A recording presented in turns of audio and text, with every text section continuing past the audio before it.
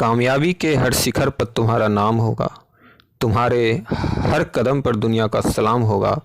हिम्मत से मुश्किलों का सामना करना दोस्त, एक दिन वक्त भी तुम्हारा गुलाम होगा, एक दिन वक्त भी तुम्हारा गुलाम होगा। नमस्कार दोस्तों, मैं गुलशन कुमार स्वागत करता हूं आपके अपनी YouTube channel Baahubali online classes पर।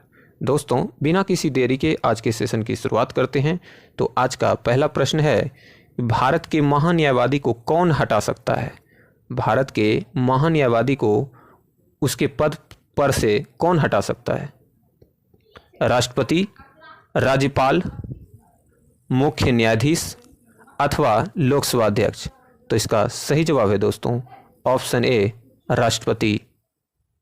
अगला प्रश्न है, राज्यसभा का सदस्य निर्वाचित होने के लिए आवश्यक न्यूनतम उम्र सीमा कितनी है? तो राज्यसभा का सदस्य निर्वाचित होने के लिए आवश्यक न्यूनतम उम्र क्या है? इसका जवाब देना है दोस्तों। ऑप्शन ए है 30 वर्ष, बी 35 वर्ष, ऑप्शन सी 25 वर्ष अथवा 40 वर्ष। तो इसका सही जवाब है दोस्तों ऑप्शन ए, 30 वर्ष। अगला प्रश्न है, कामायनी पुस्तक के रचयिता कौन थे? जयशंकर प्रसाद, रामधारी सिंह दिनकर, महादेवी वर्मा अथवा हरिवंश राय बच्चन? तो इसका सही जवाब है दोस्तों ऑप्शन ए, जयशंकर प्रसाद, जो कामायनी पुस्तक के रचयिता हैं। अगला प्रश्न है, पटना हाईकोर्ट की स्थापना कब हुई थी? 1916 ईस्वी में, 1926 ईस्वी में, 1917 ईस्वी में अथवा 1920 ईस्वी में? तो इसका सही जवाब है दोस्तों ऑप्शन ए, 1916 ईस्वी में। अगला प्रश्न है, बिहार में लोकसभा की कुल कितनी सीटें हैं? बिहार में लोकसभा की कुल कितनी सीटें हैं? 40, 43, 42 अथवा 44? तो इसका सही जवाब है दोस्तों ऑप्शन ए, 40। अगला प्रश्न है, अंतर्राष्ट्रीय महिला दिवस कब मनाया जाता है? 8 मार्च, 8 अगस्त, 8 सितंबर अथवा 8 दिसंबर? तो इसका सही जवाब है दोस्तों ऑप्शन ए, 8 मार्च। अंतर्राष्ट्रीय महिला दिवस 8 मार्च। अगला प्रश्न है, वेलिंगटन कप का संबंध किस खेल से है? वेलिंगटन कप का संबंध किस खेल से है? हॉकी से, फुटबॉल से, क्रिकेट से अथवा टेनिस से? तो इसका सही जवाब है दोस्तों ऑप्शन ए, हॉकी से। अगला प्रश्न है, एड्स का फुल फॉर्म क्या है? Acquired immune deficiency syndrome, acquired immune disease syndrome, acquired immunity deficient syndrome अथवा एक्वायर्ड इन्फेक्शन डिफिशियंसी सिंड्रोम? तो इसका सही जवाब है दोस्तों ऑप्शन ए, एक्वायर्ड इम्यून डिफिशियंसी सिंड्रोम। अगर पूछ लेता HIV का फुल फॉर्म, HIV का फुल फॉर्म पूछता तो क्या होता दोस्तों? Human immuno deficiency virus.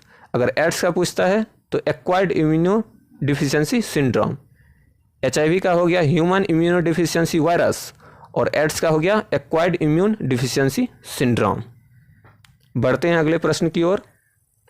अगला प्रश्न है, राष्ट्रीय राजमार्गों के विकास के लिए स्वर्णिम चतुर्भुज परियोजना किसके द्वारा शुरू की गई थी? अटल बिहारी वाजपेयी, PV नरसिम्हा राव, IK गुजराल अथवा मनमोहन सिंह? स्वर्णिम चतुर्भुज योजना जो था दोस्तों, वह अटल बिहारी वाजपेयी के द्वारा शुरू किया गया था। अगला प्रश्न है, भारतीय संविधान के किस अनुच्छेद में निर्वाचन आयोग का प्रावधान है? अनुच्छेद 324, अनुच्छेद 326, अनुच्छेद 328 अथवा अनुच्छेद 320?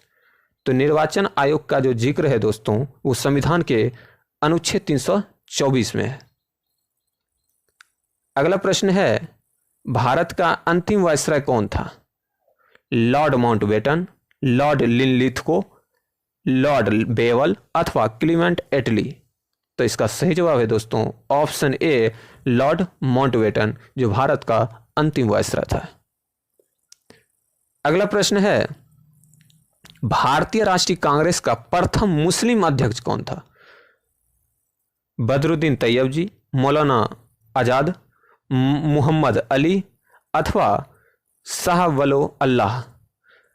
तो अगर हम भारतीय राष्ट्रीय कांग्रेस के प्रथम मुस्लिम अध्यक्ष की बात करें तो वो थे दोस्तों बदरुद्दीन तैयब जी, भारतीय राष्ट्रीय कांग्रेस के प्रथम मुस्लिम अध्यक्ष बदरुद्दीन तैयब जी। अगला प्रश्न है मार्ले मिंटो सुधार किस वर्ष पारित हुआ था? मार्ले मिंटो सुधार किस वर्ष पारित हुआ था? 1909, 1902, 1909 अथवा 1912। तो इसका सही जवाब है दोस्तों ऑप्शन ए 1909। मार्ले मिंटो सुधार जो पारित हुआ था दोस्तों 1909 ईस्वी में। अगला प्रश्न है किसने कहा था मनुष्य एक सामाजिक प्राणी है? मनुष्य एक सामाजिक प्राणी है किसने कहा था? अरस्तु, प्लेटो, रूसो अथवा सुकरात। तो इसका सही जवाब है दोस्तों ऑप्शन ए अरस्तु, जिसने कहा था कि मनुष्य एक सामाजिक प्राणी है। अगला प्रश्न है दक्षिण भारत के प्रवेश द्वार के रूप में किस शहर को संबोधित किया जाता है? चेन्नई, मुंबई, हैदराबाद अथवा रामेश्वरम। तो दक्षिण भारत के प्रवेश द्वार के रूप में चेन्नई को जाना जाता है दोस्तों। अगला प्रश्न है भूदान आंदोलन किसने प्रारंभ किया था?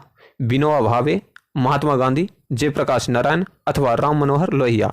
तो इसका सही जवाब है दोस्तों ऑप्शन ए विनोबा भावे, जिन्होंने भूदान आंदोलन की शुरुआत की थी। अगला प्रश्न है भारत में किस शहर को महलों का शहर कहा जाता है?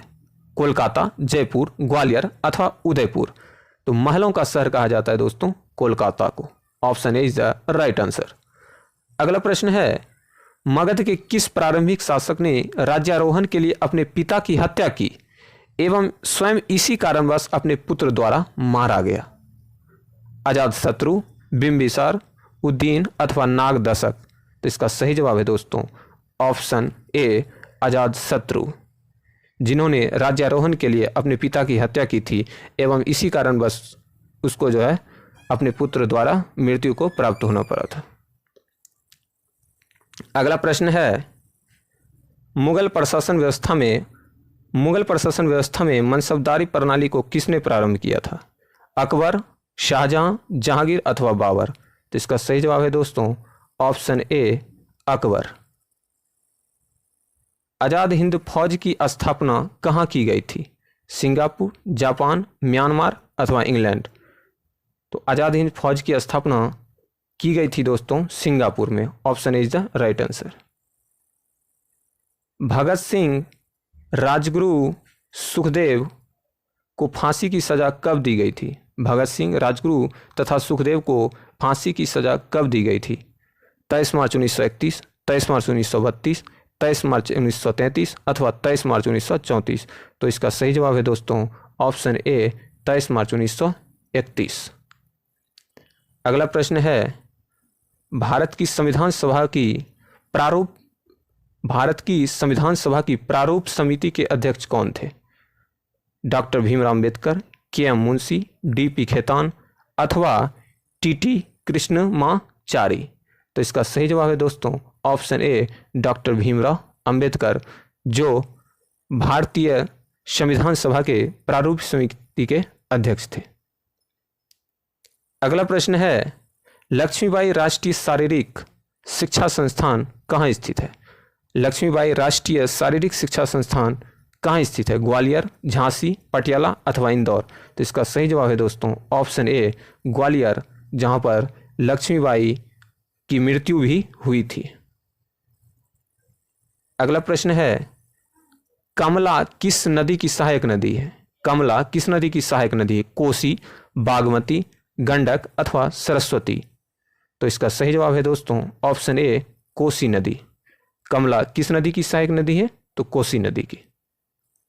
आज का अंतिम प्रश्न है दोस्तों पहली राष्ट्रीय आय समिति का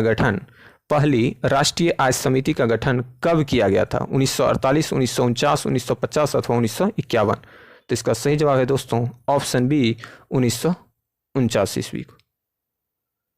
दोस्तों अगर यह सेशन आपको अच्छा लगा हो तो इस वीडियो को ज़्यादा से ज़्यादा शेयर कीजिए। अगर आप इस चैनल पर नए हैं तो इस चैनल को सब्सक्राइब कर लीजिए ताकि आपको प्रतिदिन नोटिफिकेशन मिलता रहे।